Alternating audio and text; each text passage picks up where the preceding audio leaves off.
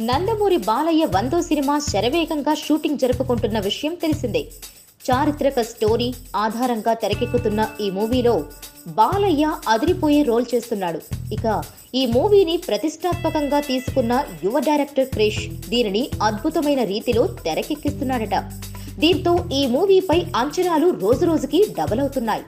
వచ్చే సంక్రాంతికి తెర మీద హుషారు పుట్టించే ఈ మూవీ ప్రతి ఫ్రేమ్లోనూ క్రిష్ అత్యంత జాగ్రత్తలు తీసుకుంటున్నాడట. దీంతో ప్రతి సీను అదిరిపోతుందని టాలీవుడ్ టాక్ నడుస్తోంది. మరి ఆ సీన్లు ఎలా ఉంటాయో ఇప్పుడు చూద్దాం. గౌతమిపుత్ర కథలోకి ప్రేక్షకుల్ని తీసుకెళ్లే సన్నివేశాలు అత్యద్భుతంగా ఉంటాయని తెలుస్తోంది.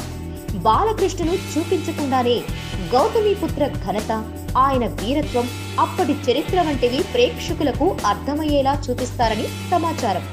మూవీలో ముందు వచ్చే స్టోరీ తాలూకు పిక్స్ బాలయ్య అభిమానుల్ని తప్పకుండా మెప్పిస్తాయని ఫిలిం నగర్ వర్గాలు చెబుతున్నాయి.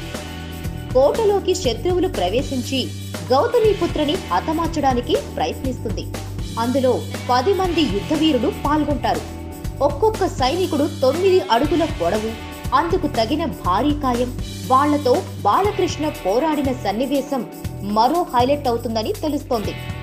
యుద్ధ వ్యూహాలు, యుద్ధ సన్నివేశాలు కొత్తగా కనిపించనున్నాయి. సైనికులుగా నటించిన వాళ్లంతా జార్జియా దేశస్థులే. వాళ్ల రూపురేఖలు, పోరాట పటిమ ఈ చిత్రానికి మరింత వన్నె తీసుకొస్తాయని సమాచారం.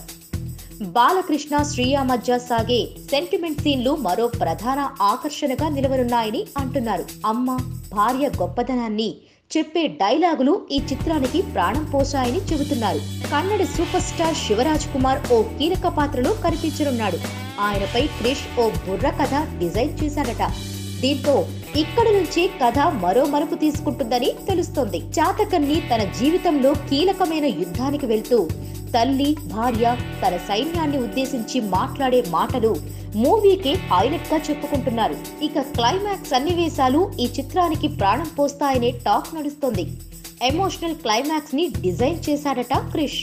మరి ఇవన్నీ తెర మీద చూసి ఎంజాయ్ చేయాలంటే మాత్రం జనవరి 15 వరకు ఎదురు చూడాల్సిందే. Please subscribe. Hi, it's me Purna. Please subscribe.